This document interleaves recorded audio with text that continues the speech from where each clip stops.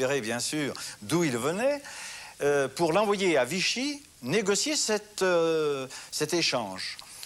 5 jours se sont passés, l'envoyé n'est pas revenu, aucune réponse n'a été donnée, et le groupe qui avait fait prisonnier ces policiers a dû, bien entendu, s'en séparer et les a exécutés.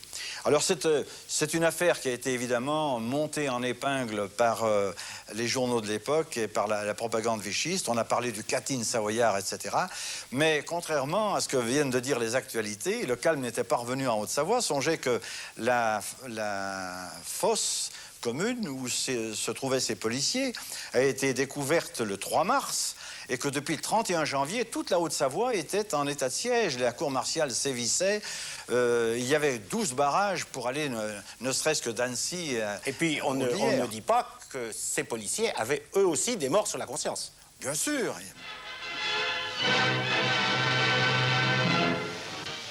Venant d'Amérique, via Lisbonne, M. Henriet, dernier représentant de la France à Washington, arrive à Paris.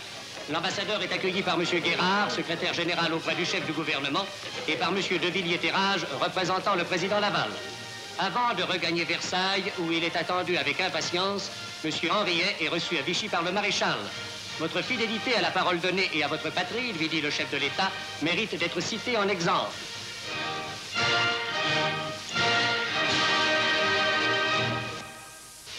La quinzaine anti-tuberculeuse appelle l'attention de tous sur un fait grave. Il n'y a plus de place dans les préventoriats et sanatoriats. À Vitry, il existe un centre de cure immédiate où ces tout-petits, en attendant leur départ vers l'air pur et tout en passant la nuit chez leurs parents, sont suralimentés et mis au repos.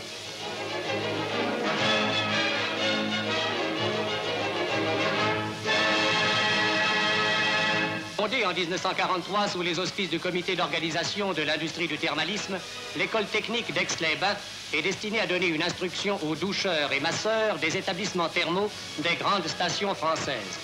Après les leçons théoriques comportant l'étude de l'anatomie, de la physiologie, voici la pratique.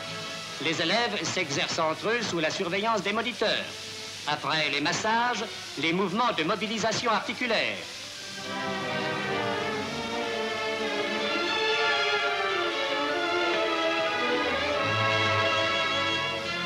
Autour de l'hydrothérapie maintenant, douche en jet sur le thorax.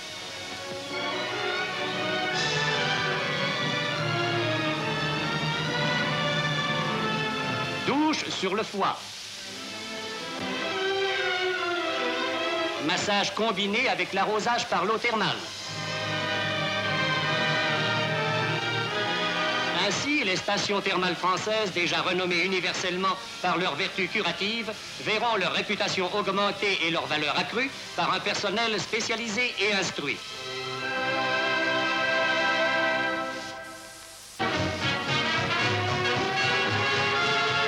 La Société des auteurs, sous la présidence de Charles Méry, distribue ses grands prix. Le prix de la musique est décerné à la mémoire du maître Jaubert. Georges Neveu reçoit le grand prix du théâtre pour Le Voyage de Thésée. Enfin, Pierre Véry et Jacques Becker, scénaristes et metteurs en scène de Goupy Main Rouge, se partagent le Grand Prix du cinéma.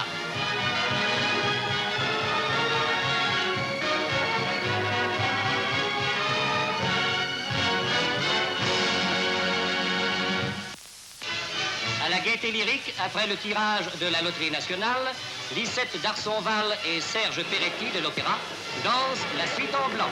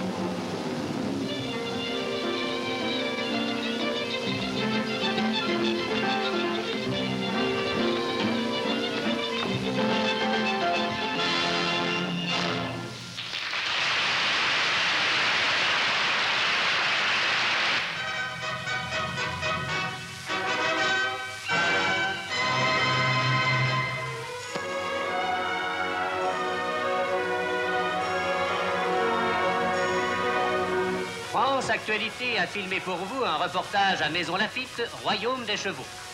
Dans cette écurie, une centaine de pur-sang sont l'objet de soins attentifs.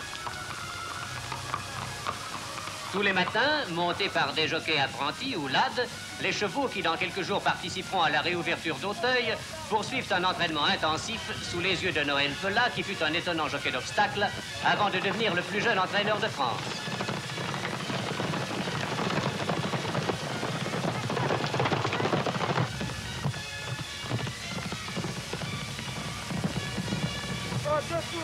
Les propriétaires assistent sur les pistes gazonnées de Fromainville au dernier travail des coursiers avant l'épreuve.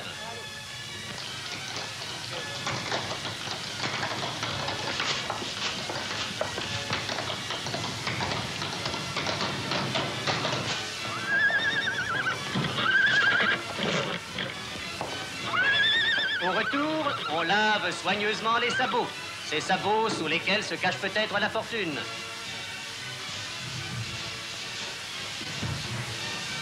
Dernier préparatif. Et c'est la réouverture d'Auteuil. La foule a envahi pesage, pelouse et tribune.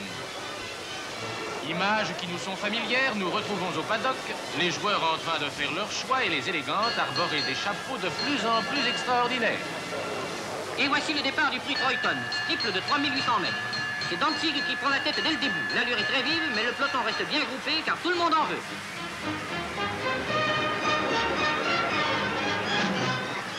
Rivière des tribunes, premier passage. C'est Dantzig qui mène encore. Il saute fort bien et derrière lui, tout le monde passe. Bravo. À la rivière du 8, Ornanoger est en tête, mais il culbute.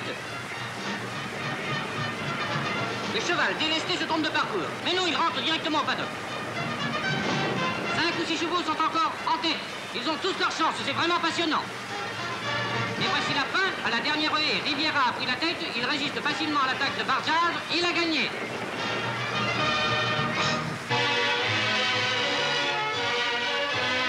Français, voici des nouvelles de nos travailleurs en Allemagne. S'adapter à toutes les situations, n'est-ce pas là notre qualité maîtresse? Nos compatriotes sont devenus charrons, mécaniciens dentistes, typographes, ou même conducteurs de trolleybus.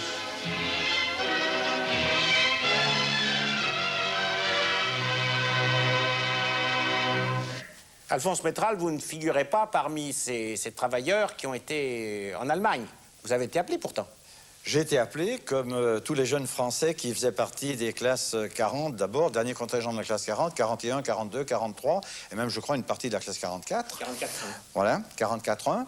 J'ai reçu ma convocation un dimanche matin pour prendre le train le lundi à 8 h. Alors, comme nous en avions déjà parlé préalablement avec un certain nombre de camarades, nous avons immédiatement préparé notre sac et nous sommes partis nous réfugier dans la montagne chez un parent que nous connaissions et qui nous a hébergés pendant quelque temps. Mais à l'époque, il n'y avait aucune organisation pour nous accueillir. Nous sommes restés là pendant quelque temps. Alors, tout ça s'est décanté par la suite. Nous avons pu prendre des contacts avec les organisations qui se sont mises en place et notamment dans le cadre de l'armée secrète avec les officiers du 27e bataillon de chasseurs alpins d'Annecy. Et alors, il y avait beaucoup à Annecy, par exemple, la proportion de gens qui ont répondu à l'appel du STO et d'autres qui sont partis au maquis. Eh bien, dans le département, sur 7480 appelés, je crois, il y en a quelques 830 qui sont partis. Et les statistiques disent que sur les 830, il y avait beaucoup de jeunes qui étaient d'origine italienne. Alors, à l'époque, ça pouvait s'expliquer un petit peu. Ou alors des jeunes gens qui, bien qu'ayant été recensés à Annecy, n'étaient pas natifs de la Haute-Savoie. Par conséquent, ils n'avaient pas de connaissances et ils ne savaient pas trop où se réfugier. S'ils ne partaient pas en Allemagne, compte tenu du fait que, je vous dis bien, les organisations susceptibles d'accueillir des maquisards n'existaient pas encore. Nous sommes en mars 1943.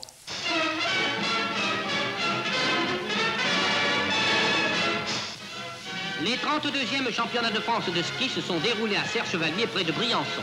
Voici la course de fond. La course étant contre la montre, les départs sont donnés séparément. Le parcours ne manque pas de pittoresque et la blancheur uniforme est savamment coupée d'images reposantes pour les champions qui ont courageusement affronté les 18 km.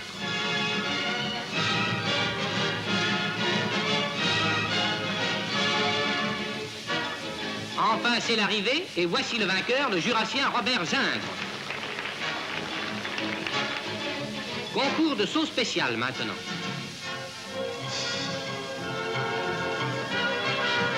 Voici Laforgue. Puis André Lucchini, l'un des grands favoris.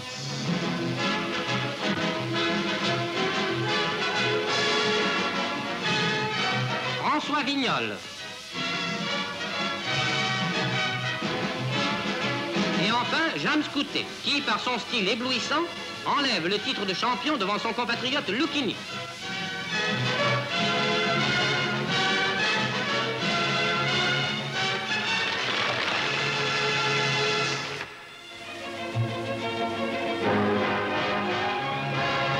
À Lyon, avant un match comptant pour le championnat de France de football, les Bretons pénètrent sur le terrain, suivis des Lyonnais qui les reçoivent. Les Bretons jouent en blanc. Après 50 secondes de jeu sur le centre de l'église, Van Eyck marquera pour le Lyonnais. Mais une minute plus tard, la Bretagne égalisera par Prouf. Longtemps, le résultat sera incertain. Les Bretons dégagent leur camp, attaquent le plus souvent. Voici leur ailier droit qui fait un centre, leur ailier droit Belunza, shoot, mais Favier, le gardien lyonnais, sort de ses buts et dégage. De nouveau, les Bretons attaquent, mais les Lyonnais interceptent et font mieux que se défendre.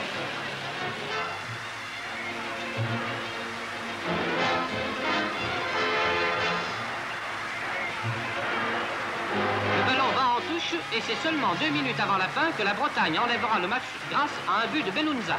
Bretagne bat Lyonnais par 2 buts à 1.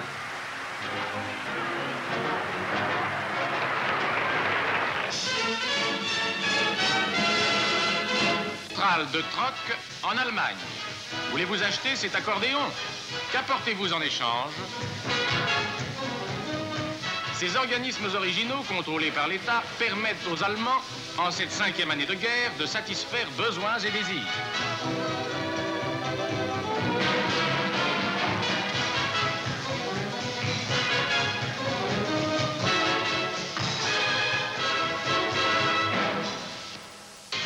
Les Philippines sont libres. Et à Manille, en ce jour de la déclaration de l'indépendance, les groupements nationaux, les associations d'étudiants défilent devant les membres du gouvernement.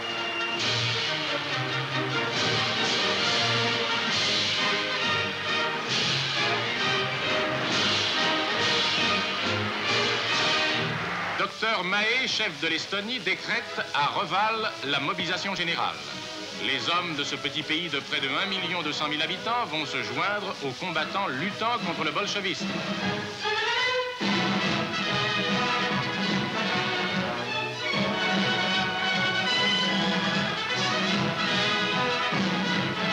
Visions habituelles. Les paysans ont conduit leurs chevaux au centre de réquisition.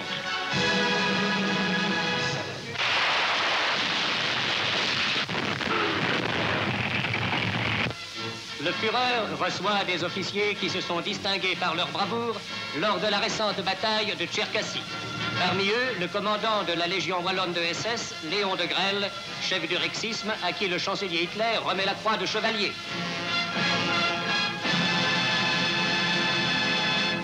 Bataille de chars sur les vastes plaines du front de l'Est, où le vent glacial souffle sans répit.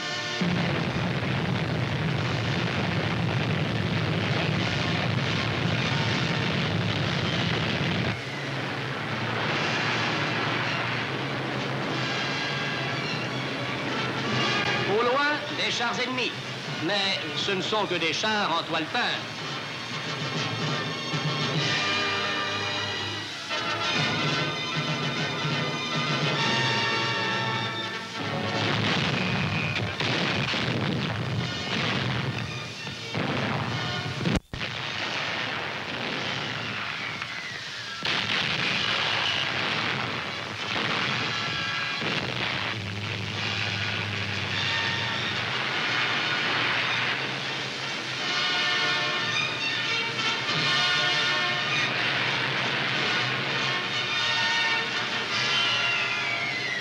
Les troupes allemandes continuent à opposer une résistance énergique aux rudes et incessants assauts soviétiques.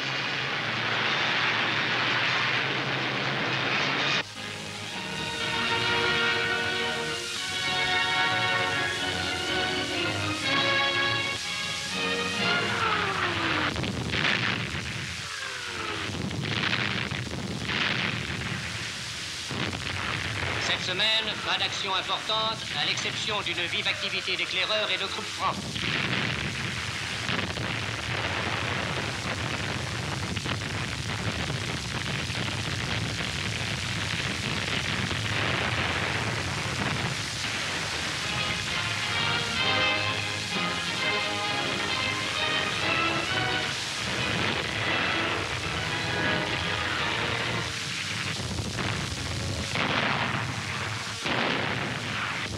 L'artillerie continue à pilonner les positions adverses.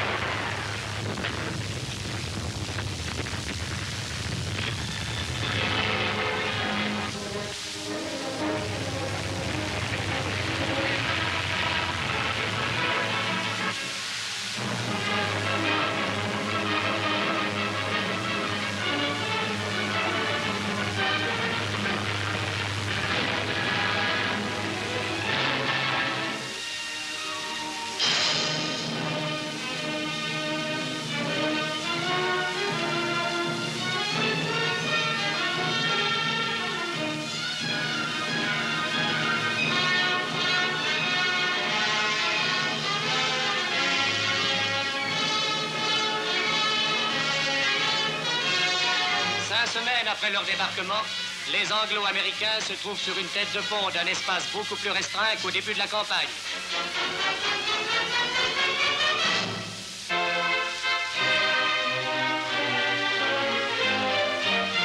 À Vichy, le maréchal de France, poursuivant la vaste consultation qu'il a entreprise, reçoit les maires des 20 arrondissements de Paris.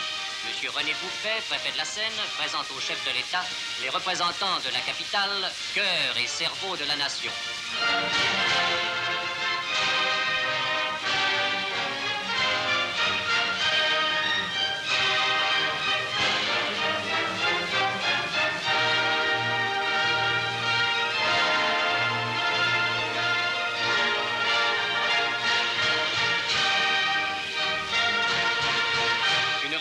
De la statue de Sainte-Geneviève qui orne le pont de la Tournelle est offerte au maréchal par les édiles parisiens.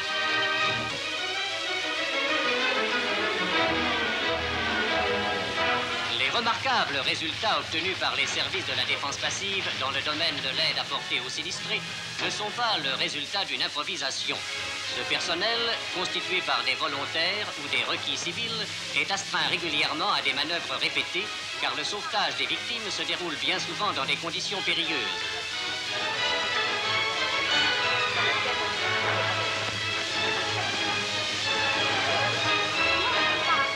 Les équipes du 17e arrondissement se sont particulièrement distinguées au cours des derniers bombardements.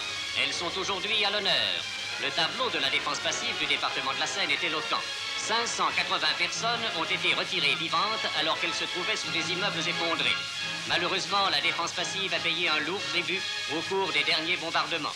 26 de ses membres sont tombés tandis que 200 ont été blessés.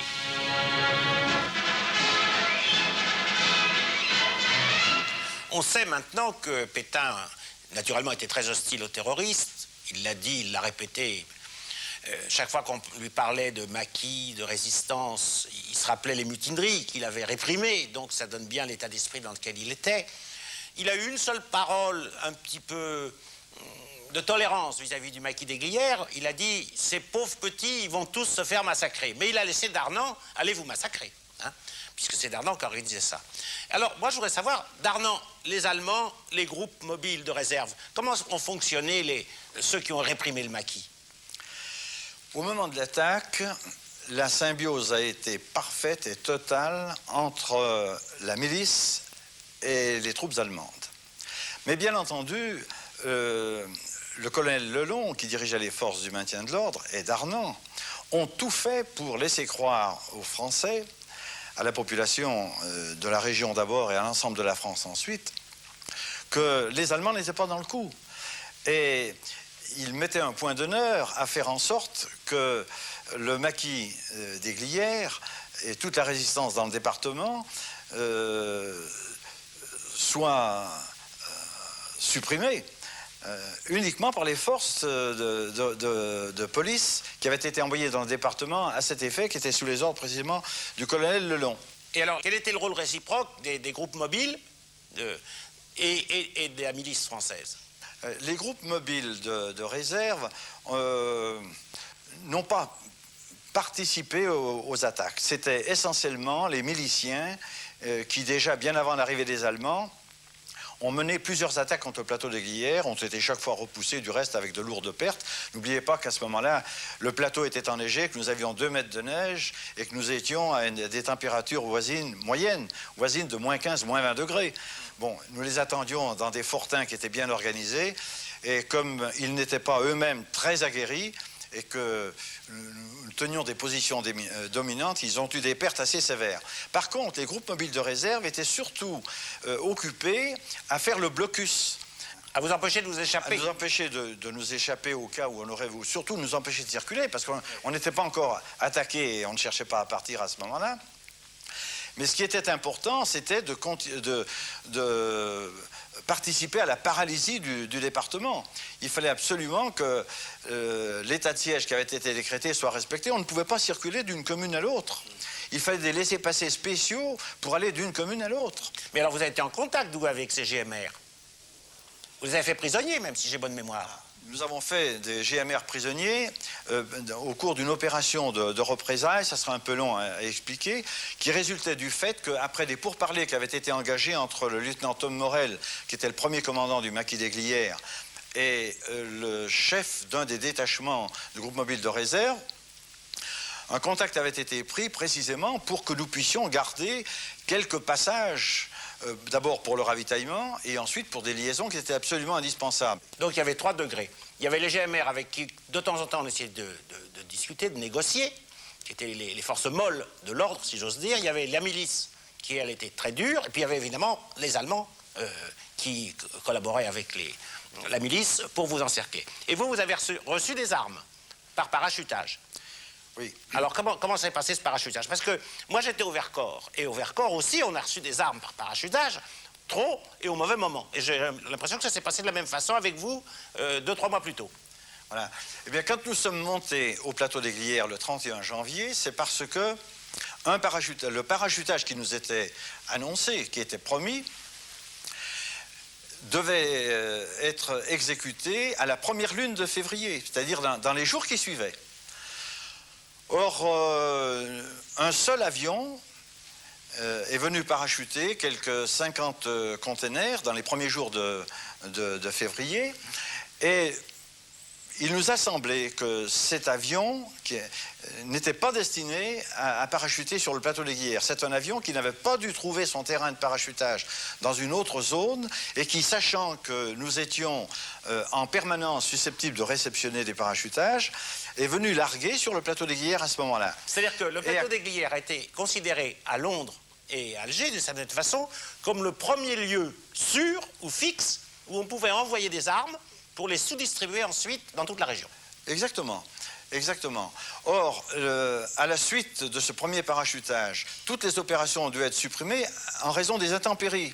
Et c'est la raison pour laquelle le grand parachutage de quelques 90 tonnes d'armes, plus de 580 containers, nous l'avons reçu le 8 mars. Et c'est à ce moment-là que vous avez été encerclés. Et c'est à ce moment-là, nous étions déjà encerclés avant. Oui. C'est à partir du 8 mars que les Allemands ont pris les choses en main. Il faut savoir également que Auberg dans un... Auberg qui commandait les forces allemandes de toute la France. De la France. Toute troupe de répression, c'est pas de la police. Oui. La police allemande, je crois. Auberg avait dit à Darnan, si vous ne réussissez pas à réduire la résistance en Haute-Savoie avant le 10 mars, nous prendrons les affaires en main. Et comme le 9 mars, nous avons su le gros parachutage, ces deux choses ont été en corrélation. Bien, on va voir maintenant les actualités américaines où il sera également question de résistance, mais en Russie. Et on essaiera de voir s'il y a des points semblables entre la résistance en Russie et la résistance qu'il y avait en France.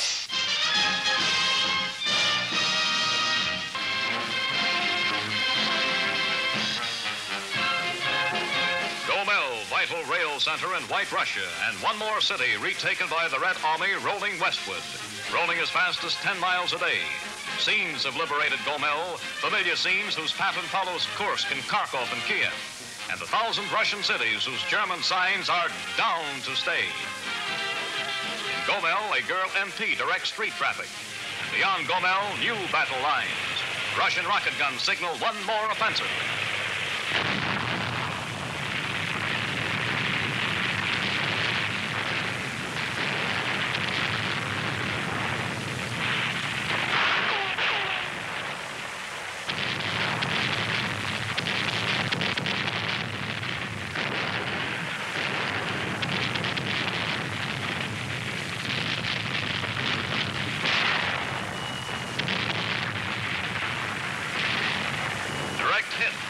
Nazi observation tower.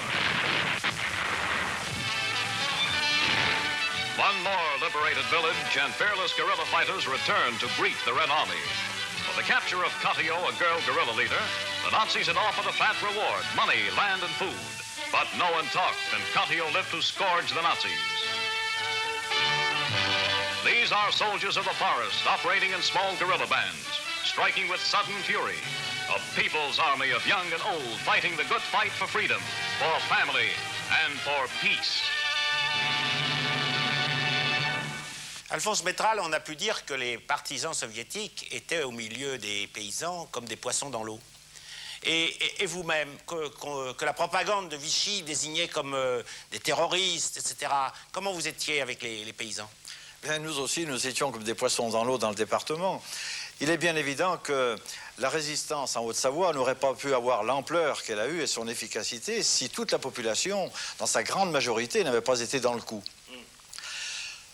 On peut dire que dans beaucoup de cas qui étaient signalés à l'époque dans la presse comme des actions de terroristes, etc., en fait, il s'agissait tout simplement d'une certaine connivence entre, par exemple, un buraliste qui venait de recevoir sa dotation de tabac pour la commune et qui, sachant que dans le maquis, on avait besoin de tabac, de cigarettes aussi, prévenait les camps voisins. Et le jour où il était approvisionné, eh bien, le maquis venait, coupait les fils téléphoniques, prenait livraison du tabac, des cigarettes. Bon, on arrosait ça avec une bonne bouteille souvent avant de partir. Et puis immédiatement, le buraliste, pour pouvoir être approvisionné à nouveau, faisait une déclaration à la gendarmerie en disant que des terroristes étaient venus, l'avaient menacé de revolvers, etc. et avait emporté toute la livraison. Et le lendemain, dans la presse, on pouvait présenter ça comme une action de terroriste. C'était vrai pour le tabac, c'était vrai pour le beurre ou les fromages dans une fromagerie, c'était vrai peut-être non pas pour du pain, parce que les boulangers faisaient des fournées spéciales pour le maquis. Et ça se passait très très bien. Mais c'était vrai pour beaucoup d'autres choses. Par exemple, un jour, quand nous étions à Glières, il y a eu une réquisition, payée bien sûr, mais au prix de la taxe, de 35 bêtes qui ont été montées au plateau. Bon, ben, c'est certain que les paysans ont dû déclarer, parce que leur cheptel était inventorié par les services de ravitaillement, mais à l'époque, ils ont dû déclarer que le maquis les avait pris de force, alors que tout ça s'était passé dans la meilleure harmonie du monde.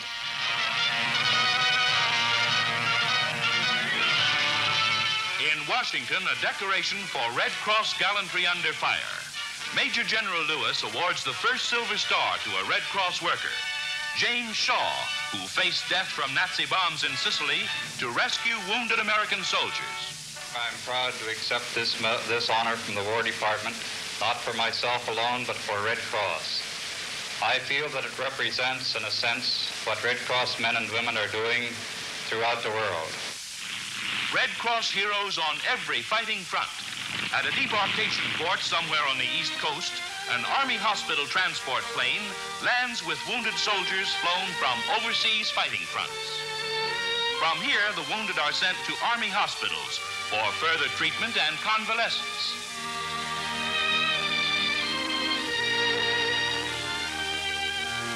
Wounded Red Cross nurses, too, who risked their lives to save our boys. Unsung heroines with our fighting men throughout the world. This is the American Red Cross. Back in New York, as in 30,000 cities across the country, great mass response to the Red Cross drive. Governor Dewey says, There can be only one answer to the challenge of this, the largest Red Cross effort in history. The answer must be overwhelming success in every state, county, and town in the nation. $200 million are needed. Invest in American lives. Give to the American Red Cross.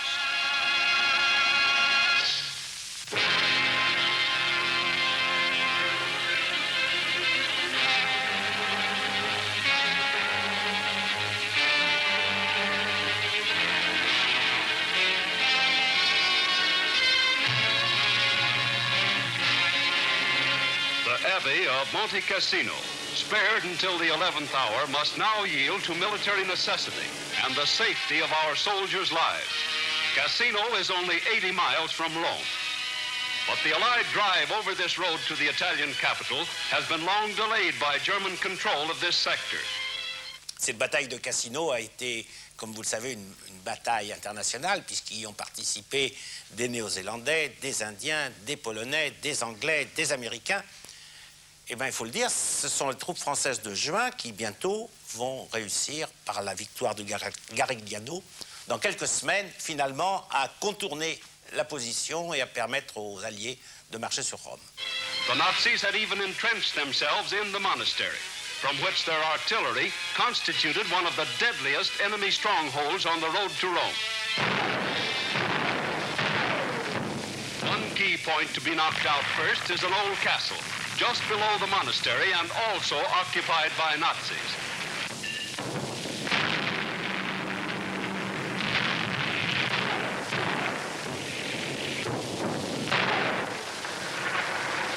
Our tanks, held up by the Abbey stalemate, wait for the day when they will again go into the fight.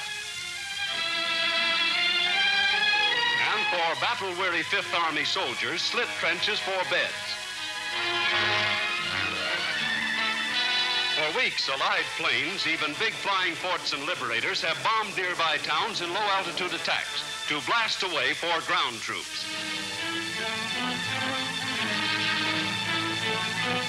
Wreckage that tells the story of this grueling inch-by-inch battle that came to a dead stop at the foot of Monte Cassino Abbey. A dead stop along a military road to Rome, too dangerous to use. Shell cases tell another story of this battle's magnitude and fury. Shell cases your war bonds and taxes help to buy. Then the period of waiting ends. After 12 patient days, we send a message to Italian friends in the vicinity warning them to leave. The leaflets go into shells which shower their messages at the building. Other leaflets go via airmail. Some natives managed to escape, although the Nazis refused a monk's request to allow 2,000 captives to leave. German prisoners, smiling, apparently happy. Something of a change from the surly, arrogant Nazis that have become almost a legend. Our troops move up after the long deadlock, and tanks and guns get ready for action as shown in these Signal Corps films. Last-minute preparations for the bombardment we hope to avoid.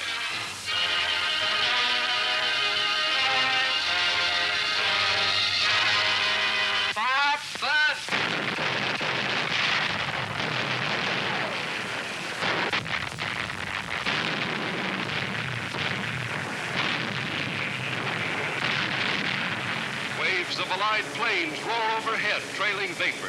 Their blows fall like thunderclaps.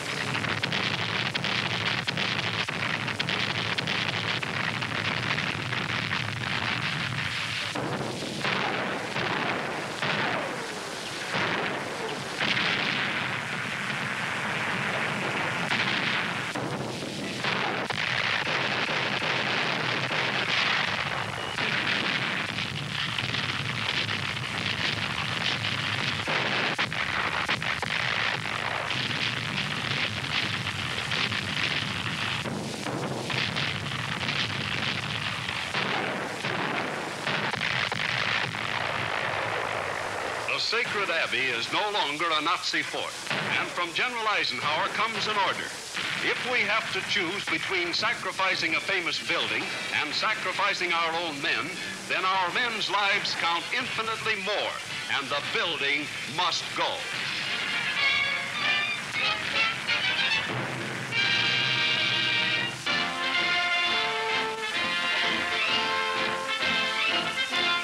In Nettuno, Italy, seacoast town seized and held firmly by the Fifth Army, signs of normal life again among the town's pre-war population of 3,500. Civilians whose fate it was to live in war's relentless path go back to old familiar ways. And then, air raid. Nazi planes overhead. To shelter, quick.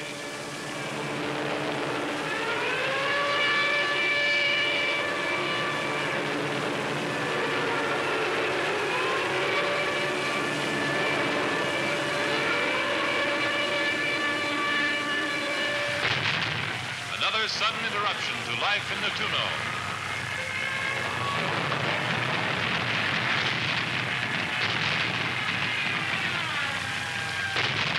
Incendiary bombs find their mark.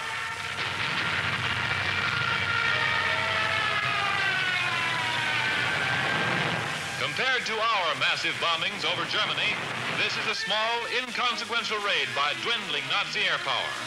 A few trucks and buildings smashed.